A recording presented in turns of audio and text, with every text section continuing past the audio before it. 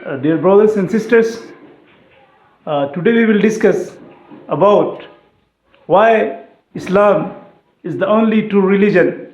What are the points or what are the fundamental difference between Islam and other religion that basically makes Islam only as a truthful religion.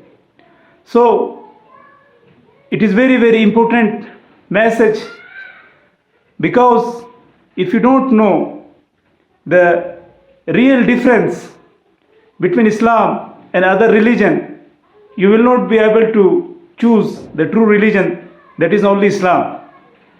So here we will describe the truthfulness of the religion or any religion based on some fundamental points. It is clear that there are so many religions on the face of earth, but why only Islam is acceptable in the sight of Allah, in the sight of your Lord, in the sight of your God, and why it is only the truthful religion?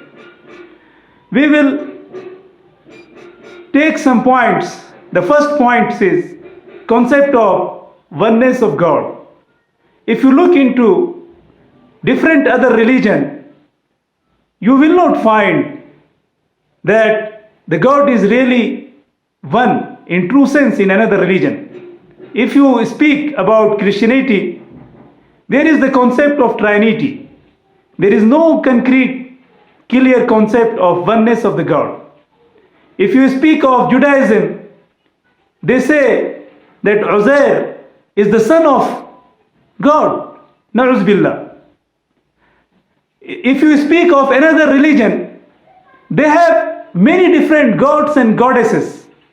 It is only Islam that basically clearly adheres and tells the people that the God is just one. Qul huwa Allahu ahad. And the book of Islam, that is Quran, is saying, Inna ilahukum ilahun wahid. Indeed, your Lord is just one Lord. So this clear-cut concept of oneness of God is only found in the message of Quran and in the religion of Islam. So the first point. Second point is the book on which the religion is based. So the another scriptures is modified. This is not I am saying. You go on searching by yourself. You go and doing your own research. You will find no two copies of Bible, for example, are same. But it is only the Quran. That is from the last 1450 years back until today. Every single copy, if you will match, they are same. Why it is so? Because the book, the revealer of the book, the God himself says, Inna nahnu nazzalna zikra wa inna lahu lahafizun. That is, it is we who have sent it down, and it is we are the protector of the book. So no man till today is able to change or modify the text of the Quran. So this book is protected. So the source of guidance must be protected, must be unaltered, and today it is only Quran. You cannot claim any another book, any another holy scripture that is without, modification, without any alteration. It is only Quran. The second point. So the third point is the one on whom the book was revealed, his life must be preserved. For example, today you cannot find each and every aspect of life of Jesus or Musa or Ibrahim. But every single day or every single, moment of Prophet Muhammad is documented, is recorded in the book. Several books you can find that is called Seerah, not only written by the Muslim scholar, but many of them have been written by Orientalist and non-Muslim scholars. So you can see how much kind the Prophet was, how he was dealing, how he was doing his daily life, how he was as a leader, how he was as a teacher, how he was as a commander, how he was as a statesman, how he was as an economist, how he was as a socialist, how he was as a army. So each and every aspect of life have been covered in the life of Prophet Muhammad. So the Quran itself says this prophet is basically a real role model for you to copy. So no prophet has been preserved his life, like Muhammad. So to follow something, some religion, you must need some personality. So it is only Muhammad whose whole life is documented. And you can read by yourself and you can go through it. Still the today's crisis, coronavirus, some 1450 years back, Prophet Muhammad said that if on some land there is some kind of epidemic, if you are away from it, don't enter into that land. If you are there, don't exit from that land. That is a quarantine. What you are doing today, it is basically well documented in Sirah. So many things. Like if somebody is having some contagious disease, don't touch, don't basically go to him. So this is also the teaching of Prophet Muhammad. So from every kind of teaching you can find. So as a role model, the life of Prophet Muhammad is preserved, well documented, and one author called Michael H. Hart has given, when he wrote the 100 influential personality, he gave number 1 to Prophet Muhammad sallallahu, although he was not a Muslim. So, oh my dear brothers and sisters, please look into this aspect. When we are talking of the religion, so there are some points. I discussed the oneness of God, that is basically inherent concept only in Islam.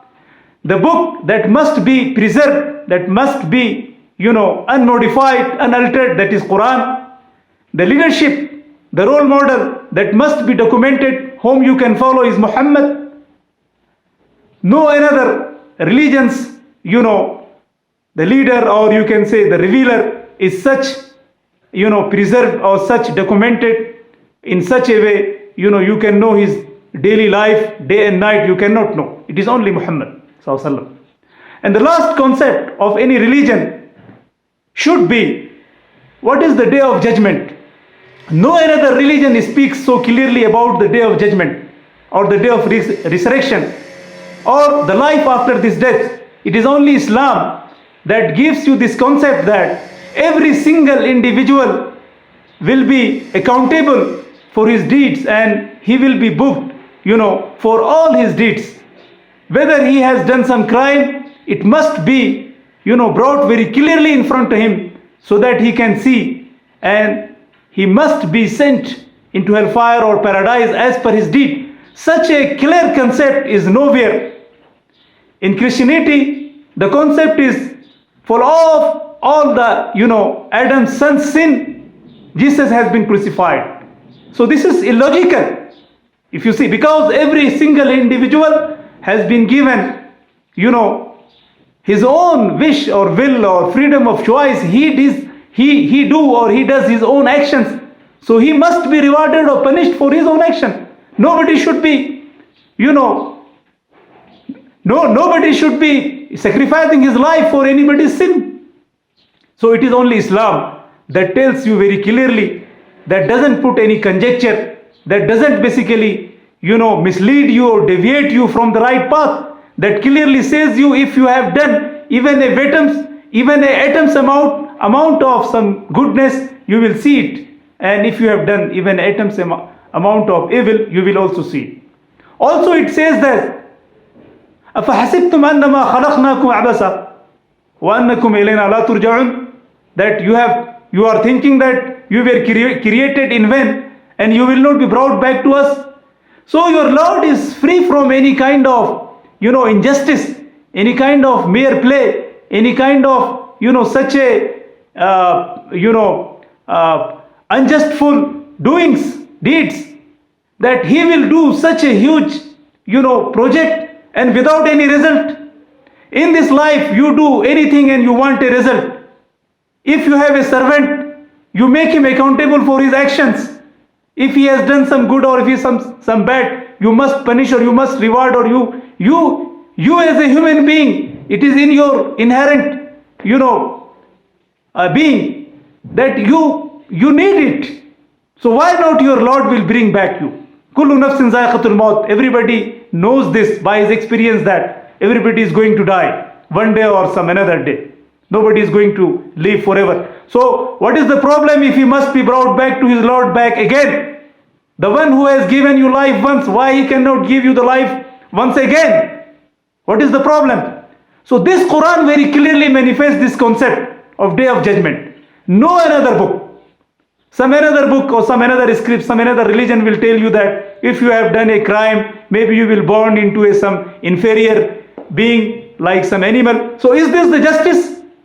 Somebody has killed so many people, somebody has done so many bad things, and just he, in the new life, he has been made into a ant or into a elephant. What is this? Animals also live very happily. So this clear concept is only given in this book of your Lord, that is Quran, that is for all. So today I have spoken, I have conveyed the message to you why Islam is only true religion. There are 4 points.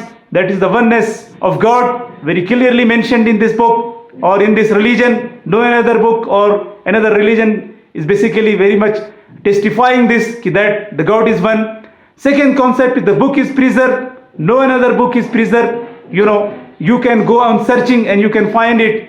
Third concept is the role model whom you will basically, follow in your life. It is the Muhammad Sallallahu Alaihi Wasallam whose life is well documented and well preserved. No another leader, no another, you can say the messenger or prophet's life is such a way preserved that you can follow. The last concept is basically the Day of Judgment. No another religion will give you such a clear concept that Islam gives, that every single individual is accountable for his deeds, and everybody will brought back, singly on the Day of Judgment in the court of Allah, in the court of his Lord, and he will basically tell him what actions he has done on this planet and basically what he is deserving for, whether he is going to hellfire or whether he is going to paradise. Such a clear-cut concept is only in Islam. That's why, oh dear brothers and sisters, I am today conveying you the message that Islam is the only true religion, and you can go on searching by yourself. I am only here to convey, I am not to convince you, because the guidance in the hand of Allah only. If you really seek the guidance, Allah will give it to you. And if you really, your heart is, really, basically, you are the one who basically humble and free of any prejudice, and you are really goodness in your heart, you will find the guidance, from your Lord. So go and look into the truthfulness of the religion, and taking this 4 points, and you will find it is only in Islam, no other religion today on the earth, although there are many religions. So, dear brothers and sisters, thank you for listening and thank you for sharing, and I pray for your guidance.